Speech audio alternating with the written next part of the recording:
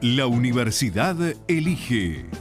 En Nada Secreto, la voz de los candidatos.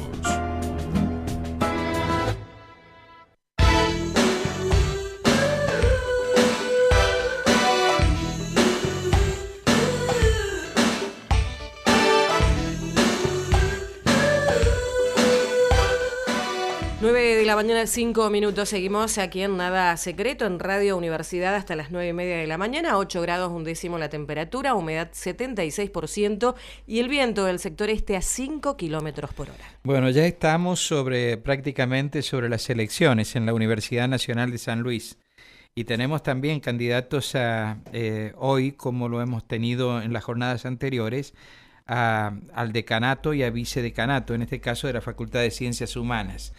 Están con nosotros aquí en Radio Universidad Jacquelina Noriega y Raúl Andrés Noir, que pertenecen a la lista 19, Alternativa Universitaria, y que son candidatos a decana y a vicedecano de la facultad. Bueno, buen día, gracias por haber venido. ¿Cómo les va? ¿Cómo Buenos están? días, muchas gracias por la invitación. Bueno, y Andrés Noir, ¿cómo estás? Bien, gracias Mario, gracias por la invitación. Andrés es de las radios. Sí, alguna vez hicimos algo. Sí, efectivamente. Bueno, un placer tenerlos aquí. Y siempre trabajando en el ámbito de la docencia, ¿no? Sí. Sí, la verdad que sí, desde hace muchos años. ¿Y por qué quiere ser candidata y por qué se propone para candidata a decana? Esa pregunta me la he estado haciendo durante el último tiempo. Porque ¿Con la entusiasmo verdad, o arrepentimiento? No, con mucho entusiasmo. La verdad bueno. es que con mucho convencimiento y convicción. Lo que pasa es que, bueno, es una empresa que no solamente tiene que ver con el trabajo de uno, sino o con las ganas de uno, sino también con todo lo que eso involucra. Ejemplo, la familia, ¿no? Uh-huh. Además de que uno, después de armar toda una propuesta de trabajo, de coordinar un montón de trabajo con los colegas, se siente responsable por representar a esos colegas, ¿no es cierto? Uh-huh. A esos estudiantes, a esos graduados, a esos no docentes que confiaron en la persona de uno para llevar adelante una propuesta en este caso, una propuesta alternativa, ¿no es cierto?, a la facultad. Entonces, es indudable que uno se despierta a la madrugada pensando ¿por qué quiero ser decana de la facultad? Y hay dos respuestas rápidas en mí. Una, porque creo que hay muchas cosas para mejorar, para potenciar, quizás cosas que se están haciendo bien y que hay que potenciarlas, y otras que nos gustaría mejorar. Y la segunda respuesta es porque, bueno, toda mi educación y todo lo que soy tiene que ver con la educación pública. Y mi familia también se ha formado en la educación pública, entonces es para mí un deber ciudadano. O sea, es una forma de devolver en algo, digamos, en estos 3 años, en este tiempo hacia adelante, poner todo lo que la educación pública me ha dado, me ha enseñado, al servicio de esa misma educación pública. Esa es la segunda respuesta, que creo que es la que más me convence, uh-huh, en realidad. ¿Y qué se propone realizar en el ámbito de la facultad? Usted me dijo recién las cosas que estén bien, profundizar, sí, y mejorar otras. Sí. ¿Qué es básicamente lo que cuáles son las ideas básicas que tiene para desarrollar desde el decanato? Hay varias cuestiones, y nosotros de hecho hemos estado trabajando el último año en una propuesta que cuajó en un documento que tiene más de 36 páginas, que es nuestro plan de gobierno, que si bien tiene, digamos, si se quiere, situación de ser provisorio, porque en realidad uno sabe que uno puede tener propuestas que después se tienen que desandar, ¿no es cierto? Y en eso vamos a tener que recibir los aportes de quizás muchas personas que no estuvieron en su momento en la elaboración de este documento, pero sí tiene el espíritu de un grupo grande de docentes, de estudiantes, de no docentes y de graduados que estuvieron trabajando para dar forma a esta propuesta. Nosotros el año pasado estuvimos más o menos hasta de marzo a agosto trabajando sobre un diagnóstico de la facultad, uh-huh, teniendo en cuenta todos estos protagonistas de la facultad. Y de ahí en adelante nos abocamos hasta diciembre a un trabajo de plantear propuestas. Nos dividimos en comisiones. Esas comisiones fueron coordinadas por distintos colegas docentes, pero involucraban estudiantes, graduados y no docentes. Y en diciembre se recogieron todas las propuestas. En enero nosotros nos abocamos a trabajar sobre darle una coherencia y un sentido a todas estas propuestas. En febrero empezamos a trabajar con todo el mes de febrero con estas propuestas hacia los docentes, ¿no es cierto? Ahí empezamos a trabajar sobre el consejo directivo. Se revisaron, se ampliaron, se modificaron esas propuestas y en marzo hubo un documento bastante más elaborado que se puso a consideración de otras personas que no habían participado. Estamos hablando de un grupo de 30 y pico de docentes, de otro tanto de estudiantes, las agrupaciones estudiantiles, un grupo grande de graduados que fueron convocados a trabajar, más de 100 graduados trabajando, pensando, proponiendo, y un equipo grande de los no docentes que forman parte de la facultad. Así que, bueno, toda esa propuesta, todo ese trabajo conjunto nos llevó a pensar algunas ideas rectoras de esta propuesta. La principal es la idea de institucionalidad, es decir, el volver a la idea de institución. ¿Qué significa eso?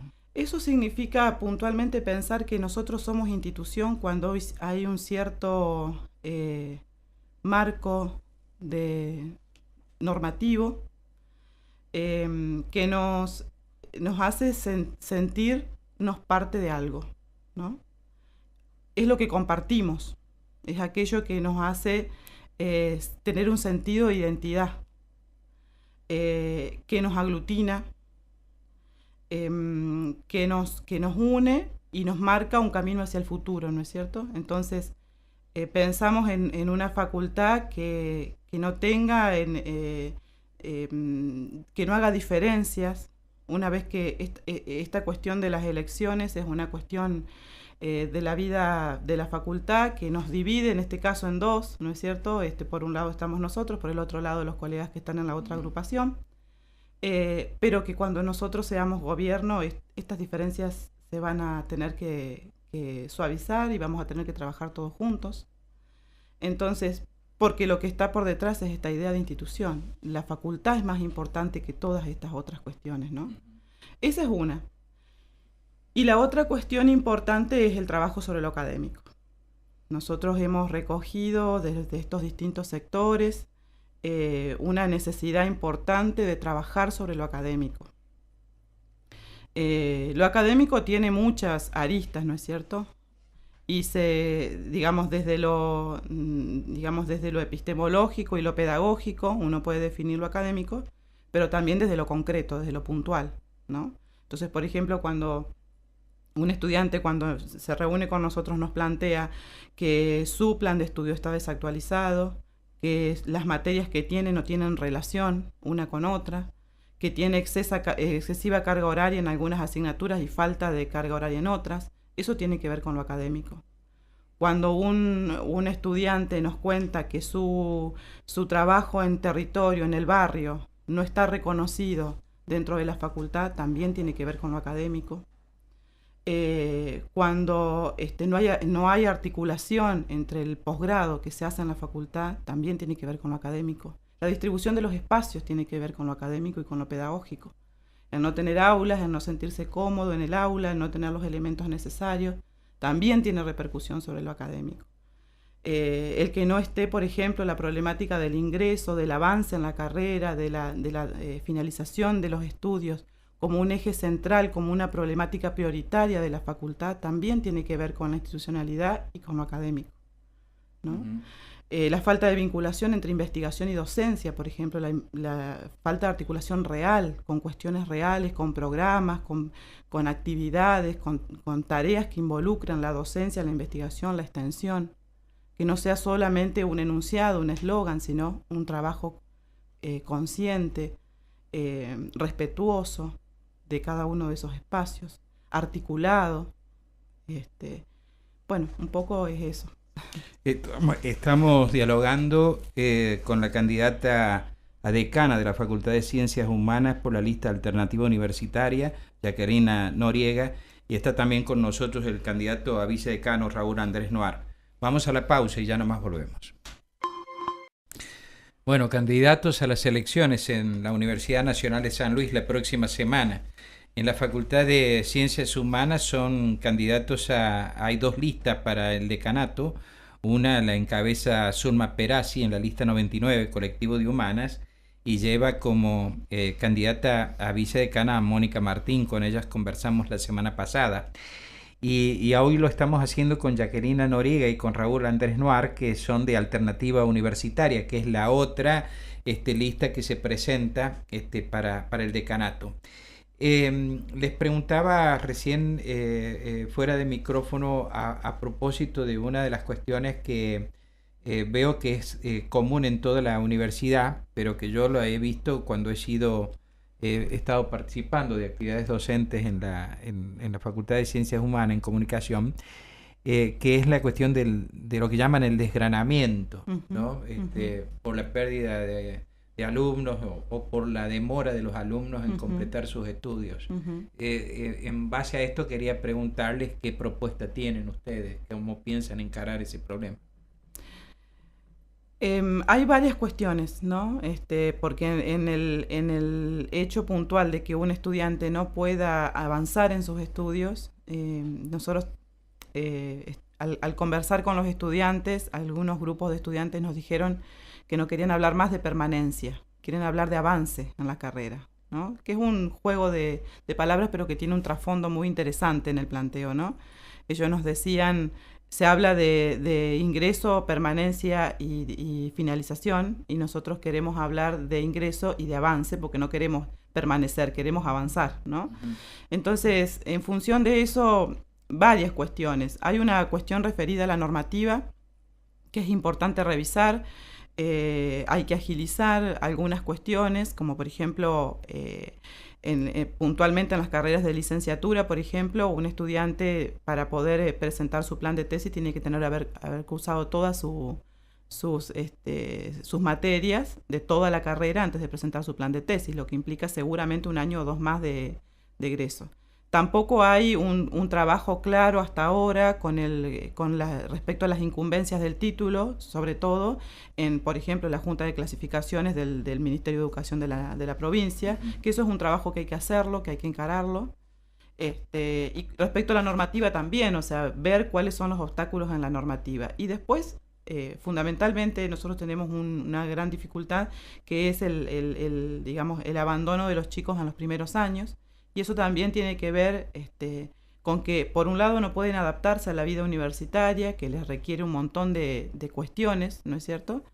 Y porque se toma al ingresante como el que está en enero hasta marzo que ingresa, y la verdad es que nosotros pensamos que el ingresante tiene que ser, tomado como el alumno que está en primer año e inclusive en segundo año, ¿no?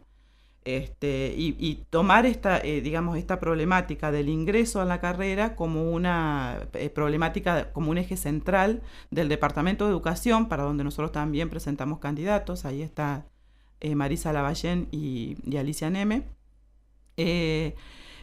Tomarlo como una problemática central para la investigación y para la docencia, ¿no? O sea, preguntarnos qué nos está pasando, mirarnos hacia adentro, y cuando recién hablábamos de lo académico también tiene que ver con eso, con el mirarnos hacia adentro. El trabajo académico implica mirar nuestras propias prácticas dentro de la facultad y de ahí tomar decisiones, ¿no es cierto? ¿Y esto implica revisar planes de estudio? Sí. ¿Contenidos? Sí, totalmente. La propuesta que nosotros hemos plasmado en el documento es que a partir de comenzar la nueva gestión se dé un plazo de 1 año para que las comisiones de carrera hagan sus propuestas en planes que tengan más de 5 años que no estén actualizados, y a partir de ese año ya empezar directamente a trabajar sobre las diferentes reformulaciones del plan. Por otra parte, Mario, quería comentarte que creemos que hay un fuerte atraso o por lo menos cierta falta de gestión en el tema de espacios, en el tema de infraestructura. Y nosotros lo primero que hablamos con Jackie cuando conformamos la fórmula fue un poco decir cómo vamos a trabajar el tema infraestructura. Y para esto hemos creado una propuesta que es que haya una coordinación que dependa directamente del vicedecanato. Nosotros pensamos que el vicedecano, en esta estructura que tiene la facultad actual, es casi una figura decorativa que simplemente, digamos, reemplaza al decano en caso de ausencia, en caso de enfermedad o en caso que tenga que viajar. Lo reemplaza en el consejo directivo cuando no puede asistir o en una reunión del consejo superior. Y yo le planteaba a Jackie que me parece que el vicedecanato podría cumplir una función más importante que solamente reemplazarlo. Y me parece que esta función puede ser la de coordinar todo lo que sea el tema de infraestructura, que involucra espacios, todo el tema de acondicionamiento de aulas y algo que hablábamos fuera del aire. Desde el año 2010, que fue la última inversión que se hizo en equipamiento de cámaras de televisión, micrófonos, en la gestión de Marta María Pereira González, pasaron 8 años para una nueva inversión de equipamiento que se logró el año pasado gracias a una línea directa que gestionó el Departamento de Comunicación con el Rectorado y porque vino el doctor Félix Nieto, vio las condiciones en las que se estaba trabajando en cuanto a equipamiento y rápidamente se comprometió a generar un presupuesto. Yo estuve en esa reunión, no podía creer con lo que se estaba trabajando. No podía creer con lo que se estaba trabajando. No podía creer con lo que se estaba trabajando. Entonces es como que en 8 años no hubo una inversión directa de equipamiento para 3 carreras de comunicación que así lo precisan, ¿no? Locución, producción de radio y televisión, la licenciatura en comunicación social y parte de las prácticas de periodismo también. Hay perdón, Mario, hay una cuestión respecto a tu pregunta anterior, que también es importante decirlo, que es esta cuestión de que los alumnos también dejan la facultad porque nosotros tenemos una dispersión en el día de las horas de clase que no les permite hacer otra cosa más que estar acá. Sí. Y esa no es una condición de nuestros alumnos. Hoy por hoy esa no es una condición. El que digamos, nuestros estudiantes necesitan trabajar, nuestros estudiantes tienen familia, nuestros estudiantes necesitan estudiar, hacer sus trabajos prácticos. Es decir, una tesista de doctorado mía hizo un trabajo en el Instituto de Formación Docente y en la universidad, un trabajo comparativo entre estudiantes de formación docente de la Facultad de Ciencias Humanas y del Instituto de Formación Docente. Y lo primero que los chicos cuando ella le preguntaba ¿por qué elegiste el instituto y no la universidad?, los estudiantes le contestaban claramente, porque si yo tengo familia no puedo ir a la universidad, porque si yo tengo trabajo no puedo ir a la universidad. Y eso es triste, a mí me entristece, ¿no? Porque eso no nos puede suceder. Nosotros debemos, si hablamos de inclusión, si estamos todo el tiempo hablando de inclusión y de heterogeneidad, eso tiene que desvelarnos, eso no nos tiene que dejar dormir. Un chico tiene que venir a estudiar y tenemos que hacer todo lo posible para que pueda egresar, ¿no? Entonces nosotros nos hemos planteado y tenemos una estrategia ya pensada, de cómo hacer para que cada carrera tenga un turno de cursado, ¿no? Y que inclusive se puedan empezar a pensar, y para eso nosotros vamos a pedir el apoyo y el acompañamiento de las demás instancias que nos competen, para que nosotros podamos tener alguna, en aquellas asignaturas que se pueda, una instancia de semipresencialidad, de tal modo de liberar un porcentaje en aquellas materias que se pueda de presencialidad y utilizar en ese sentido las herramientas tecnológicas que hoy por suerte tenemos, ¿no? Eso por un lado. Y por otro lado, trabajar y pedir a quienes estén en los lugares que tengan que estar ayuda para poder cambiar ciertas normativas que nos restringen porque son normativas viejas. Entonces hoy nosotros tenemos que pensar en qué alumno tenemos y qué queremos que hagan esos alumnos, que se sigan quedando o que se vayan. Porque si estamos hablando de inclusión, pero no hacemos nada para incluirlos desde ese punto de vista, entonces, digamos, es una inclusión como sí. Y ustedes tienen 2.350 alumnos más o menos, ¿no? Sí. Hay momentos cuando uno entra al cuarto bloque, que es el bloque horas, que es donde funciona la facultad, en que realmente es un tumulto, sí, ¿no? Sí. Y entonces uno camina ahí entre las personas. Es hermoso el tumulto, es hermoso. No, sí, no lo niego, porque además uno ve actividad, bullicio, pero realmente es muchísima gente, muchísima ¿no? Cuando gente. Hablabas de la infraestructura y de la necesidad de usarla de otra forma o más racionalmente, y ella aludía a ese gravísimo problema que hace que exista la demanda de los horarios en bloque, sí, ¿no? Sí, que en realidad es una normativa que no se cumple, por lo menos en la Facultad de Humanas. Hay otras facultades que han intentado y lo están haciendo, porque es una normativa ya vieja, digamos. Es decir, cuando nosotros hablamos de institucionalidad también tiene que ver con eso, con cumplir las normas que nosotros mismos establecemos, ¿no? Ahora, hay candidatos a decanos que me han planteado cuando hemos hablado de este tema que hay dificultad de espacio, pero también de cantidad de docentes, porque dice el hecho de trabajar en horarios en bloque implica a lo mejor la necesidad de incorporar más docentes para que atiendan más comisiones, etcétera. ¿Eso pasaría en Humanas o no? Mira, en realidad nosotros, si bien tenemos que abocarnos puntualmente en lo fino, porque también es muy difícil uno hablar en lo fino cuando no hay digamos, disponibilidad pública de toda la información de la facultad. La verdad es que nos ha costado muchísimo para construir esto, tener públicamente acceso a todos los datos de la facultad. Pero nosotros puntualmente pensamos que hay que hacer todo un análisis de la conformación, por ejemplo, de las cátedras. Nosotros tenemos, como estamos en las áreas, sabemos cómo esto es. Y hay equipos docentes que, por ejemplo, hay equipos docentes de 2 o 3 docentes que atienden a un alumno, a 2 alumnos, o que no tienen, en los últimos años, o que no tienen alumnos. Que pasa un cuatrimestre entero que no hay alumnos. Sí. Entonces hay que hacer un sinceramiento de esa construcción de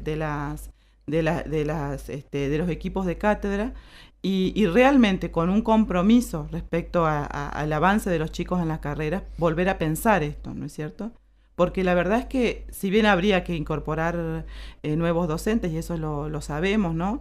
También hay que pensar, cuando uno incorpora sobre todo carreras nuevas, pensar cómo se distribuyen esos perfiles docentes, cómo se arman esos equipos. Porque si no hay gente que está sobrecargada y hay otra gente que no tiene alumnos, no tiene carga docente, ¿no? Sí, efectivamente eso acontece. ¿Quieres decir algo más, Andrés? Sí, que hay una ventaja, me parece que es importante señalar que en la Facultad de Humanas hay muchos docentes que son con dedicación exclusiva. Y eso también facilitaría un poco este doble turno.